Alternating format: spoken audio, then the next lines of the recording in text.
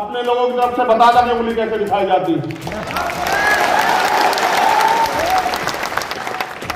घमंड तो बहुत बड़े बड़े अहंकारियों के दूर हुए। मैं इसलिए उत्तर प्रदेश के लोगों को ज्यादा निर्देशित करना चाह रहा था क्योंकि उनके यहाँ पंचायत, उसका नगर पंचायत का चुनाव आ गया अप्रैल में, और आपने देखा जब ये आपके बीच में आया तो आप पूछ रहे इनसे कि बताओ पिछड़े वर्ग के लोगों को नगर निकाय में आरक्षण न मिले, इसकी तैयारी क्यों करके रखी है आपने? क्यों वीरांगनाओं को, जो आज की वीरांगना उनको तैयार करना पड़ेगा? कुछ यहाँ बैठी है, कुछ घर पे है, उनको हमें जाके समझाना पड़ेगा कि इनसे कहो कि अगर वास्तविकता में तैयार करना है तो इन महिलाओं को सशक्त करो और हर महिलाओं को रोजगार दो।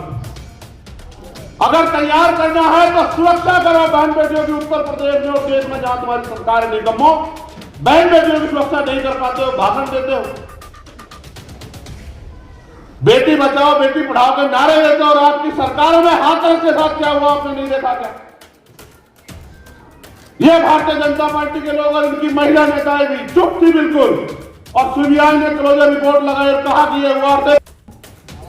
मेरे मूल निवासी बहुजन समाज के लोगों, अपने दिल पे हाथ रख के पूछो कि सती प्रथा के नाम पे अगर आज सती प्रथा होती और आपके घर में अगर आपके घर में कोई बहन विधवा हो जाती, क्या वो आपकी बहन, आपको आगे बढ़ने के अवसर कहां से मिलेंगे? अभी मुख्यमंत्री जी ने एक काम और किया, मैं उस पर भी आऊंगा। यह एक षड्यंत्र है, मैं उसको बेनकाब करूंगा अपने लोगों के सामने। यहां हमारी एक और 5 मांगों में जो हमने रखी थी उसमें यह भी मांग थी कि एससी एसटी ओबीसी के लोगों को ठेकेदारी में जो सरकारी ठेके आते हैं उन ठेकेदारी में आरक्षण की व्यवस्था होनी चाहिए, क्योंकि नौकरी आपने आजाद भारत में किसी को ज्यादा लोगों को नहीं दी। जो जमीनें दी गई थी पूर्व की सरकारों द्वारा, वो जमीनें भी सरकार छीन रही है, और उसका मैंने इतने दिन पहले आपको जागरूक किया था। कल सरकार ने कहा कि एससी एसटी की जमीन जो है उत्तर प्रदेश में कोई भी ले सकता है, डीएम से परमिशन की जरूरत नहीं है। ये जमींदारों को, सामंतियों को, पूंजीपतियों को हमारी जमीन छीनने की अथॉरिटी दे रहे हैं। तो मैंने मुख्यमंत्री से अभी ट्वीट करके कहा, ये मेरा संदेश है उनको कि ये गलतफहमी में मत रखना कि इनको कोई संभालने वाला नहीं, इनका कोई रक्षक नहीं है। अगर ये गलतफहमी हो मुख्यमंत्री को निकाल देना दिमाग से। अगर ये गलतफहमी हो गई हो कि इनका कोई रक्षक नहीं, इनके पीछे खड़े होने वाला कोई नहीं, तो जब तक हम बाबा साहब अम्बेडकर के बेटे जिंदा है तुमसे आर पार की लड़ाई लड़ेंगे, याद रखना देगा। साहब ने कहा जो जमीन सरकारी है वो जमीन हमारी है, क्योंकि जब देश आजाद हुआ व्यवस्था के कारण जिन लोगों के पास कोई साधन नहीं थे उनको आगे बढ़ने का कोई रास्ता नहीं दिया। अगर ना होते बाबा साहब अम्बेडकर तो आज हमारे तन पे ये कपड़े भी नहीं होते। इसलिए मैं सरकार को इस मंच के माध्यम से चेतावनी देना चाहता हूं, केंद्र की और भारतीय जनता पार्टी जहां सरकारें, कि अपने षड्यंत्र करने बंद कर दो, वरना अंजाम गुरुस्ता बहुत बुरा होगा। इस बात को याद रखना।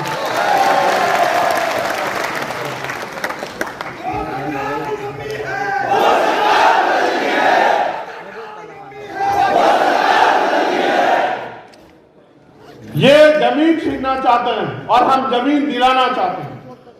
ये बात भी आपको बतानी पड़ेगी कि जमीन दिलाने की ताकत सरकार में होती है, इसलिए हम कहते हैं कि अपने लोगों को चलो ताकतवर बनो। रोजगार देने की ताकत सरकार में होती है, इसलिए मैं आप लोगों से, मध्य प्रदेश राजस्थान के लोगों से कह रहा हूं कि अपने लोगों को इनके भरोसे मत छोड़ो, उनको हाथ फैलाने मत दो। रोजी रोटी के लिए मोहताज हो गए हमारे लोग, वहां इनके भरोसे मत रहो। अपने लोगों को ताकतवर बनाने के लिए, उनको समझाने के लिए उनके बीच में जाओ। और भी कई मांगे हमने वहां रखी थी उस समय, लेकिन क्योंकि हमें आगे बढ़ना है और बहुत सारी महत्वपूर्ण बातें करनी है आपसे, एक षड्यंत्र जो किया है ये बेनकाब होना बहुत जरूरी है। किसी की हैसियत नहीं पूरे देश में कि वो इस षड्यंत्र का सामना कर ले, लेकिन इस षड्यंत्र को बेनकाब करना नेतृत्वकर्ता के कारण में जिम्मेदारी। कल एक शासनादेश आया, हमारे नेता सभी सुने, उत्तर प्रदेश के, और ये सब जगह होगा, सिर्फ उत्तर प्रदेश में नहीं होगा, आप देख लेना। उन्होंने कहा कि 22 तारीख से 30 तारीख तक रामनवमी का त्योहार है और तमाम तरह की जो धार्मिक आयोजन है वो होगा, और उसमें 1 लाख रुपया हम लोग पंडित पुजारियों को ये काम करने का देंगे। पहली बात, संविधान ये स्पष्ट करता है कि कोई भी धार्मिक कार्य किसी भी जाति धर्म का हो वो सरकारी खर्चे पे नहीं हो सकता। हाथ खोलो, दिमाग खोलो, हाथ मत जोड़ो, दिमाग खोलो। वो ये कह रहे हैं, देखो उनका षड्यंत्र। उन्होंने कहा कि डीएम एसएसपी जाके व्यवस्था करेंगे, एसडीएम जाके व्यवस्था करेंगे। उनका लक्ष्य क्या है, इस बात को समझो भाई। धर्म आपका व्यक्तिगत मामला है, कोई आपको अपने धर्म को मानने से नहीं रोक सकता। और चाहे वो हिंदू धर्म के लोग हो, मुस्लिम धर्म के लोग हो, ईसाई धर्म के लोग हो, सिख धर्म के लोग हो, कोई भी धर्म देना सिखाता है, लेना नहीं सिखाता, लूटना नहीं सिखाता, जो ये सिखाते हैं। और धर्म को मानने वाले लोग, अपनी आस्था ये होती है कि वो अपना खर्च करके अपने धर्म को सीखते हैं। ये है असली धर्म। इन्होंने व्यवस्था की है कि बैनर लगेंगे जनप्रतिनिधियों के, वो सरकारी खर्चे में लगेंगे और मंदिरों में लगेंगे। और मंदिरों में जो एमपी एमएलए है, क्योंकि उनकी सरकार है वहां, तो इनके नेता वहां मुख्य अतिथि होंगे। आप सोचो, ये मंदिर को राजनीतिक घर बनाना चाहते हैं कि मंदिरों में इनके नेता जाए, सरकारी खर्चे में जाके भाषण दे और भाषण देके कहें कि देखो हमारी पार्टी ने किया है, इसलिए आप हमारे साथ जुड़ जाओ। ये हमारे दलित पिछड़े वर्ग के लोगों को बेवकूफ बनाने की तैयारी है, उनकी वोट को लूटने की तैयारी है। ये कोई धार्मिक नहीं है। अगर धार्मिक होते हैं तो मंदिर छोड़ के गोरखपुर का ये लखनऊ की सत्ता पे नहीं बैठे होते, आप सब लोग जानते हैं। हमें अपने समाज को सावधान करना होगा। हमारी बहनें वहां जाएंगी मंदिरों में पूजन करने के लिए, ये वहां अपनी बात बता के उनको बेवकूफ बनाने का काम करेंगे। हमें ज्यादा बड़े पैमाने पर, मैं आपसे कह रहा हूं कि अपनी बहनों को इस आंदोलन से जोड़ना पड़ेगा, हमारी मां को तैयार करना पड़ेगा।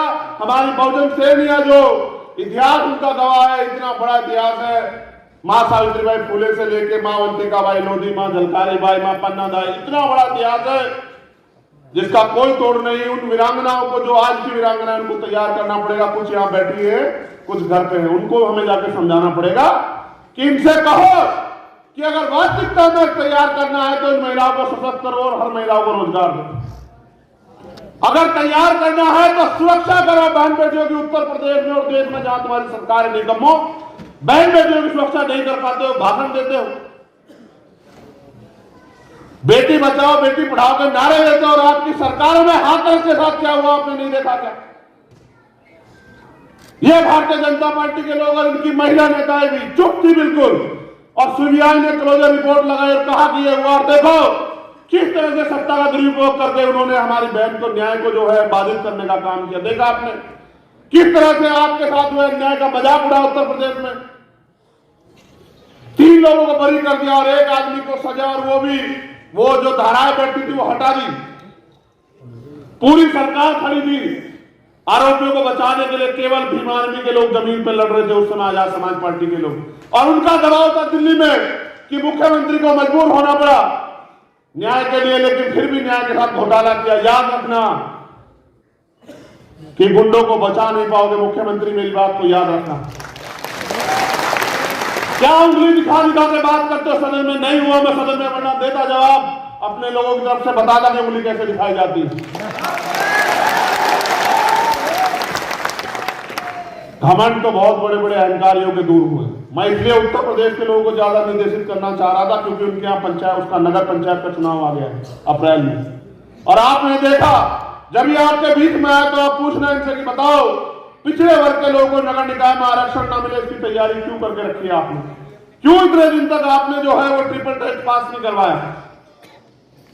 हमें अपने लोगों को समझदार बनाना पड़ेगा, जागरूक करना पड़ेगा। ये हमसे रिश्ते भी वोट के रखते हैं। जिस दिन वोट का अधिकार आप पर नहीं था, ये आपको शूद्र कहते थे, अछूत कहते थे, नीच कहते थे, आपके अधिकारों पर उन्होंने छीन रखा था। ये आप जानते हैं, इतिहास पढ़ के देखो कि किस तरह परंपरा कुरीतियों के नाम पे, सती प्रथा, विधवा, तमाम कुरीतियों के नाम पे इन्होंने देश की महिलाओं को जो है शोषण करने का काम किया। ऐ मेरे मूल निवासी बहुजन समाज के लोगों, अपने दिल पे हाथ रख के पूछो कि सती प्रथा के नाम पे अगर आज सती प्रथा होती और आपके घर में अगर आपके घर में कोई बहन विधवा हो जाती, चाहे वो आपकी बहन हो, भाभी हो, मां हो, उसको सत्थलों में बांध के अगर जलती चिता पे लिटाया जाता तो आपके छाती पे क्या बीतती, आपके दिल पे क्या बीतती, आप सोच के देखो। क्योंकि तब हम पे अधिकार नहीं थे। देश तब गुलाम हुआ जब इस देश के बहुजनों को लड़ने का अधिकार नहीं था, उनको हथियार उठाने का अधिकार, तब गुलाम हुआ। आज गुलाम करके दिखा दो।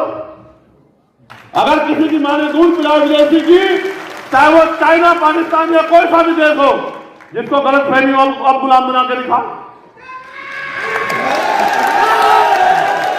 ये गुलाम तब हुए हम जब इनके हाथ में पावर थी और हम बहुजन लोगों को, दलित, पिछड़े, आदिवासी और अल्पसंख्यक लोगों को कहा कि तुम हथियार नहीं उठा सकते हो।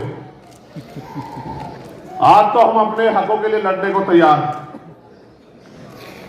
मैं आपसे यह भी कहना चाहता हूं, पूरे देश से लोगों को आप जाके वहां मुझे रिप्रेजेंट करेंगे, आप बताएंगे। मैंने कहा था डायरी पेन लेके आना कि हम क्या चाहते हैं। मैंने आपसे अपील की कि पार्टी गाइडलाइन से अलग हटके अनुशासन को त्याग कर कोई काम ना किया जाए। आपका अनुशासन आपकी ताकत है। जब आप अनुशासित रहेंगे इससे आपकी ताकत बढ़ेगी। जब आप गाइडलाइन पे रहेंगे तब आपकी ताकत बढ़ेगी। जब आप भीड़ बन जाएंगे आपकी ताकत नहीं बढ़ेगी। इसलिए जो पार्टी के आदेश आते हैं उनको पालन किया करो भाई। ये बात मैं आपसे कहता रहता हूं भाई। जितना इस पार्टी के लिए मैं जिम्मेदार हूं, कि आप लोग जिम्मेदार नहीं हो? जो सब लोग बैठे बताओ जरा, जो सब लोग बैठे बताओ, क्या मैं अकेला जिम्मेदार हूं? क्या सारा भार मेरे कंधों पे या आपके कंधों में भी है कुछ? तो आप लोग ये क्यों नहीं ख्याल रखते कि किसी भी कारण आपकी पार्टी का मान सम्मान कमजोर नहीं पड़ना चाहिए।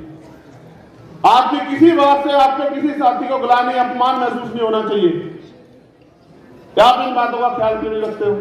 इसलिए दिशा निर्देश के तौर पर मैं कह रहा हूं कि जो आपसे वरिष्ठ साथी हैं उनके आदेशों का पालन किया करो। और आपको कोई शिकायत हो तो उसको जब मीटिंग हुआ करे, समीक्षा हुआ करे, तब जो है अपनी बात को रखा करो। सार्वजनिक उपक्रमों पे अपनी बात को ना रखा करो। उससे आपकी पार्टी, आपके संगठन की छवि को धब्बा लगता है। क्या आप अपनी पार्टी संगठन के विरोधी हो? तो आपको चाहिए कि संयम और धैर्य के साथ अपनी बात को समय मिलने पे रखें, धैर्य रखें। अगर आज मुलाकात नहीं हो रही है तो जरूरी नहीं कि आज इस बात पर चर्चा, 4 दिन बाद मुलाकात होगी तब चर्चा हो जाएगी। अभी हमारे वरिष्ठ साथी ने मुझसे कहा कि भाई मुझे आप उत्तर प्रदेश की लिस्ट दे दो। तो मैंने उनसे कहा, क्योंकि वो बहुत धैर्यपूर्ण हमारे नेतृत्व करता है, तो मैंने उनसे कहा कि जब हम दोबारा मिलेंगे तब मैं आपको दे दूंगा। उन्होंने एक बात में समझ लिया, आप भी समझा करो। अब ये पूरा आपके कंधों पे है, स्पेशली नौजवान लोगों के। ये नौजवान लोगों के कंधे पे है। मैं बिहार के साथियों का भी धन्यवाद करना चाहता हूं कि उन्होंने बहुजन समाज जोड़ो भाईचारा तैयार करो यात्रा के जरिए पूरे बिहार में जो सत्ताधारी दल के साथी लोग हैं उनकी यात्रा में जितनी भीड़ थी, जितनी भीड़ उन्होंने जुटाने का काम किया, जितनी मेहनत करने का उन्होंने काम किया, मैं वहां का नेतृत्व करता दोनों साथियों का। और वहां से पहुंचे सभी और जो वहां हैं उन सभी साथियों का दिल से धन्यवाद करता हूं कि वहां भी उन्होंने आपने एहसास करा दिया कि आने वाले कल में आजाद समाज पार्टी भीम आर्मी के बिना वहां भी आगे राजनीतिक आंदोलन उन लोगों का नहीं बढ़ सकता। तो इस बात को आगे बढ़ाते हुए मैंने बीच में भी कहा और आप सब आपसे पुनः कह रहा हूं, क्योंकि आधी आबादी को ये लोग प्रभावित करने का काम करेंगे, इसलिए मैं आपसे कह रहा हूं कि ज्यादा बड़े पैमाने पे